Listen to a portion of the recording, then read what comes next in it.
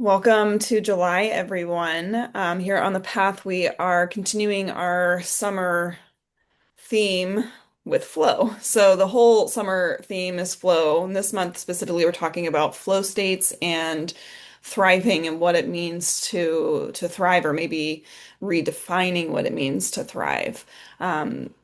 Last month we talked about embodiment and what that means for us in this path in this journey is really about kind of like being in our bodies, being able to play, to get creative, to be more and feel more than and think less.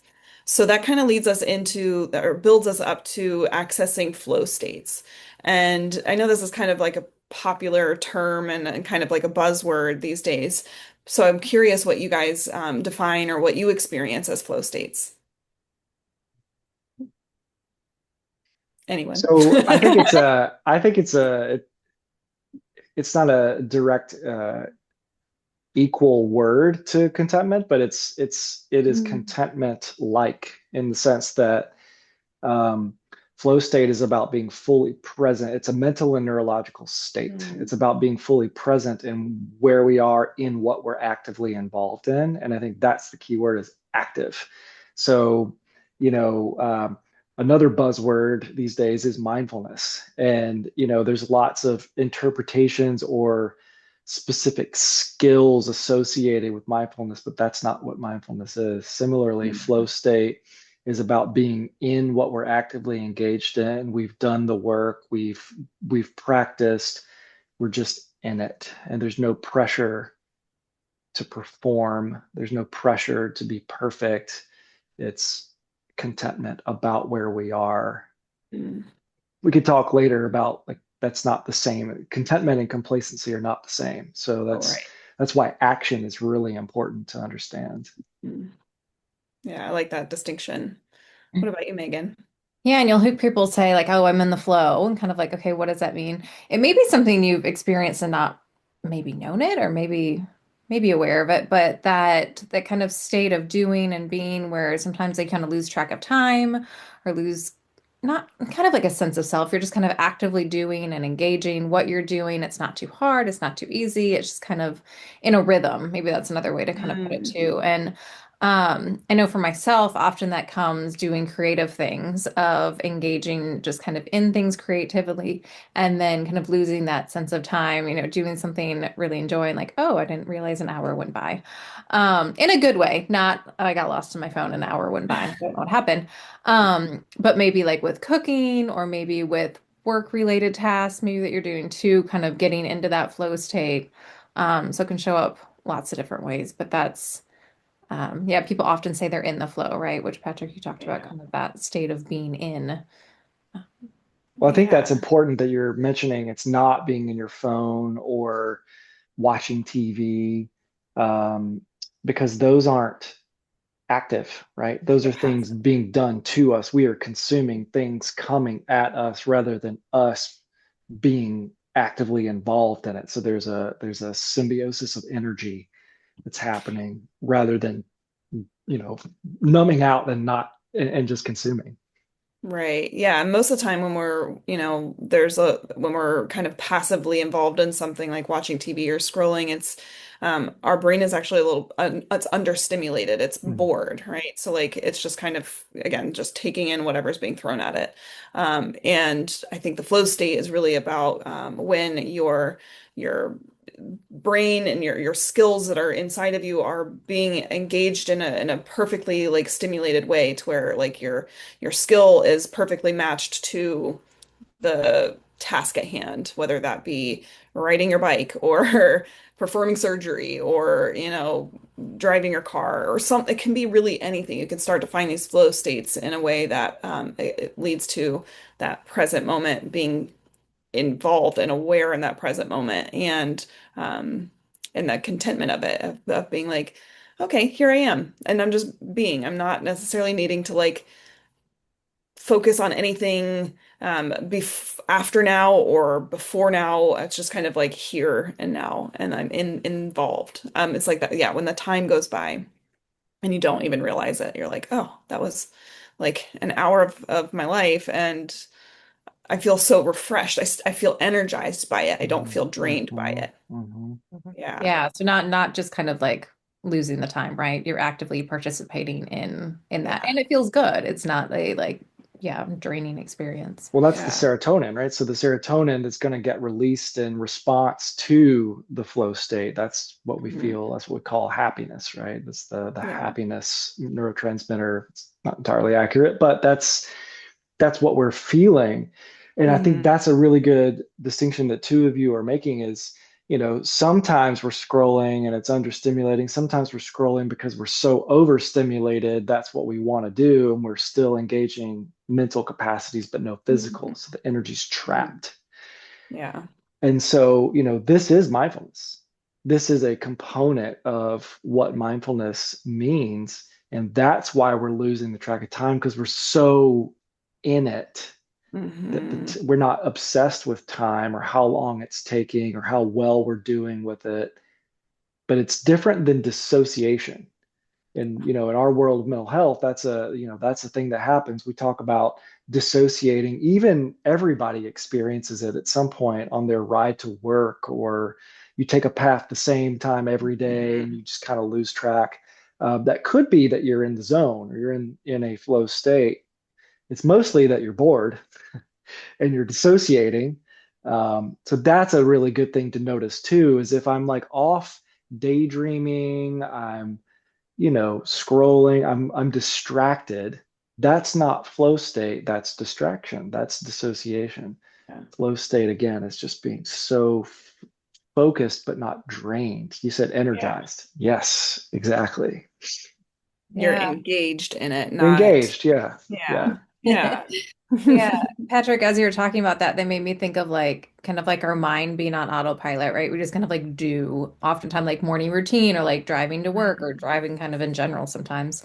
Just kind of do and it's kind of this like habit and routine and we just kind of right on autopilot, we're just kind of doing. So I think that I feel like that can be kind of close to flow because you're kind of actively doing, right? And it's not necessarily dissociating, but it's also not maybe the same like energizing. Like there's not, like Amanda, you said that like skill that's happening and that kind of like actively involved. It's more of just kind of like I'm doing. I don't know. Any thoughts on kind of the like distinction of that of when are we kind of on autopilot versus flow? Well, you could probably speak to this coming from the, creative practices or art, because, from my experience, like, a lot of my job is intellectual, it's relational. So there's a lot of energy transfer, and I burn a lot of energy as a therapist. I can feel energized, and sometimes I can get into a flow state there, but really it's like my hands on. So when I'm out in the woods, or more specifically when I'm making something. So if I'm building a built-in shelf thing, I I often joke. So intellectually, I'm burning energy from a perfectionism lens of like, how long is this going to take? When's the best time to do this? What materials? How's it need to look? And a lot of critique, a lot of judgment. But when I'm in it, when I'm actively making it, none of that's happening. I'm just focused on the angle, the measurement, the installation. The aesthetic comes when it's done, but I'm right there in it. And how many times do I joke about like, oh my God, it's been 6 hours. Where did this go? It was only supposed to take 2 hours. It doesn't matter what it was supposed to take. And I wasn't even concerned with that while I was doing it. That's a tangible example of what flow state is. We're just so in it that it's not that nothing else matters. I could easily adjust. So if something needed my attention, if I needed to address something, I could easily do that, Mhm. but I'm in this, right? It reminds me of something I heard. I cannot recall the source of this, but several years ago, I was feeling very like burnout and a lot of brain fog, and I could not think of what to do. Like, what was my next step? I just like was just blank all the time. And this thing that I heard was about If you can't think or you can't figure out, like your brain is just not online, do with your hands. So like use your hands as your brain, essentially. So get into a task, draw, paint, tinker with something, anything that you can do with your hands. And then that involves your brain, but it keeps you kind of like not necessarily like it doesn't put you into that over planning or overthinking mode. You're just kind of like you're stimulating the action of your brain through the skill of your hands. And then it like it's almost like a kind of like a little bit of a buzz to your brain and it brings it back online. So that's one thing that I can tell people that it might be experiencing some burnout or some brain fog or just kind of like, I don't know what to do. I'm feeling overstimulated and I just want to scroll, right? So that's the thing. It's like, oh, I'm doing my hand thing, but like you're checking out, right? So instead of filling your brain with all of this like external messaging of scrolling or watching TV, get into something with your hands, whether it's baking, cooking, working in the garden or drawing or take apart a clock or a piece of furniture or something and try to figure out how to put it back together. Learn how to change your oil in your car. I don't know, whatever kind of thing that you want to figure out, like just start doing with your hands. And I think that can stimulate some of that, like the neurochemistry that helps get our brain back Mhm. online and in the present moment and in those more positive states or in those sweet spots or the flow states. Yeah, and I think too what you're talking about is like, well, maybe I don't know, piggybacking off of that, right? Of if we kind of think like in terms of right and left brain is more thinking, right? And that's often kind of where anxiety lives too, or can live. And then if we're able, sometimes we think things to death, right? We just think and think and think and think and think, and like we got to figure it out. But to your point of like, okay, let's just do, even if it's not like doing something about what we're thinking, like let me just doodle, like how does that shift what I'm thinking, my perspective? Kind of like encouraging that action step of like doing something to help the thinking part, but also shifting more into that right brain and maybe getting into a flow state that can help kind of that other problem solving part. Amanda, I know we are talking about this before, and I think you remember the woman's name that had she was a neuroscientist. She's a neuroscientist, and I cannot remember her name, Okay. but she did like a little TED talk. I'll let you pick up. But she had like a massive stroke, Jill essentially just Bolte on the left side. Taylor. There you There you go. go. On the left side of her brain. And she, as it was happening, she knew it was happening because of her research and all of her knowledge. And so she, got help and knew it was happening. But she talked about how, when that part of her brain went offline and living all in the right hemisphere, of how just kind of concept of self and time dissolved and kind of just being one literally with like things and kind of concept of even like where do I end and something else begin being gone. So it's just interesting of that, if we can more kind of pull into that right brain, that creativity, that kind of doing of benefits of that and kind of right, maybe helping to engage that flow state too. I think that Yeah, pulls on the like active part that Patrick you were talking about earlier is like actively engaging in this in something is not the overthinking of it in the left side of the brain, but the being part of it, like the like living in the flow state instead of like, oh, I have to achieve this thing or like I have to do this thing. So we talk about, or I say it a lot, it's like you're a human being, not a human doing. So you don't have to do more. You've already done all of the things. We've gotten to the summer, you've done all the work, right? So like there's still always going to be growth opportunities, but there's also opportunities to be. And that's what the flow state I think we're talking about is like allowing ourselves to celebrate where we are, to enjoy living in the moment, because that's what it's all about. yeah, and I think understanding the harmony too, because what Jill talks about in her research and in her book is that felt great to be in her right hemisphere. It felt wonderful. It was completely unproductive. She got nothing accomplished in her life, and it started to take a toll. So we have to balance that out and harmonize it with grounding in the left hemisphere.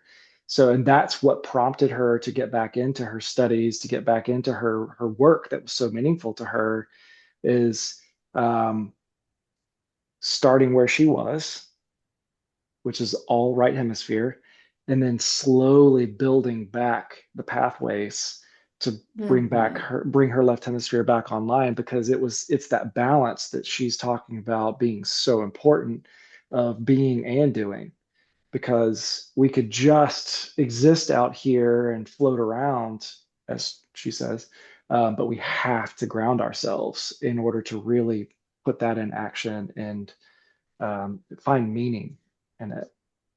Mhm. Do you think that that's where kind of the sweet spot of thriving is? I was just Absolutely. thinking that, yeah, the being and doing and growth, like that, yeah, all of those things kind of coming together of like what does thrive mean? Because I think when I hear thriving, I often think of like success. Sometimes those Mm. two in my mind go together. I think a lot of people think And so that. success is this like something farther away that's like, oh, it's always moving, right? Even if I like, get so much closer, it's still going to move and be like, oh, well, it's not there yet. A lot of people say, oh, I'm just surviving, but I want to thrive, right? So I think that, I don't know, I think that might be a challenge for this month of how do we maybe tune into our own awareness of what thriving is, or kind of our own thoughts or misconceptions around like what does thriving mean? And also then like how am I already thriving? Because I think everyone is thriving in some way. And how do we tune into what does that mean for me, or kind of how is that showing up in my life? Yeah, I want to speak specifically to like trauma survivors. Depending on where you are in your recovery, building resilience, you may be surviving. You may not feel thriving at all. But I think the key there is having realistic expectations about the first next step, right? That's your new goal, not some reality way in the future based on who you used to be, or based Mhm. on a fantasy of who that is. And that's perfectionism, constant moving target, success minded. It's not that success is a bad thing, it's not pathological in and of itself, but just okay, success can be accomplishing what I mean to accomplish, not comparing myself to some external thing, or even necessarily to who I used to be or who I should be. It's right here. Am I doing what I meant to do? I think is a way to synthesize that. Am I, accomplishing what I mean to accomplish right now? Could be a way to think about it too. Yeah. There's like in older sciences like Ayurveda, the summer is a like a fiery season, right? We feel that. We're in Georgia. We feel the heat. But there's also this mixture of like water in this time of year. So what do we get when we mix fire and water? We get steam. And steam can be great because, it gets our engines going. We got a little steam engine and it gives us that actionable like orientation. But if we go too far, too fast, too much, steam can burn too. Mhm. So when, that kind of leads us to a little bit of exhaustion. So when we're thinking about finding that harmony and being able to kind of like pull ourselves back into like we're here now. We don't need to push, push, push, push, push towards this future version of ourselves. Let us come back into this like mindfulness state of like our life is right now in this moment.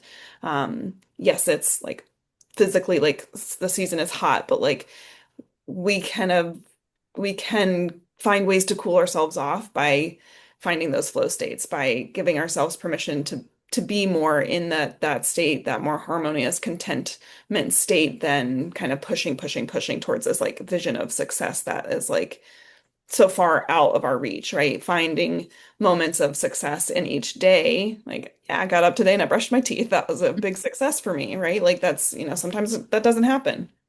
Wherever you are, like giving yourself a permission to celebrate those little Mhm. moments and those little like victories, I think is really important for our mental health and our overall well-being. That makes me think of task lists. That's a real um, goal-oriented intervention that we implement, in the therapy world. Mhm. Sometimes it's as simple as that. We just need to get it out of our head and put the things that we're going to accomplish today that are realistic. So not 25 things, maybe three, four, five things.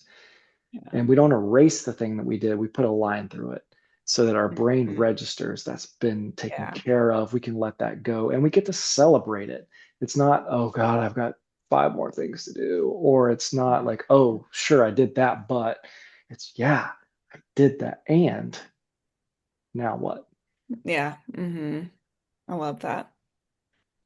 I I think that like the flow states and finding things that help us come back into that state is such a good summer practice, and I'm really excited about some of the practices that are coming through this month of through movement, through meditation, through more reflective practices. It's like giving ourselves that like a little like break where we just kind of like are sitting out in the sun for a little while and then we go dive into the pool and we get to like swim around for a little bit. It's like those moments of really just kind of like cooling off, going from this outward action to this like just inner reflection. And I think that helps with that, like that harmony that we're talking about, and to establish that like sense of contentment. We're not reaching forward or back.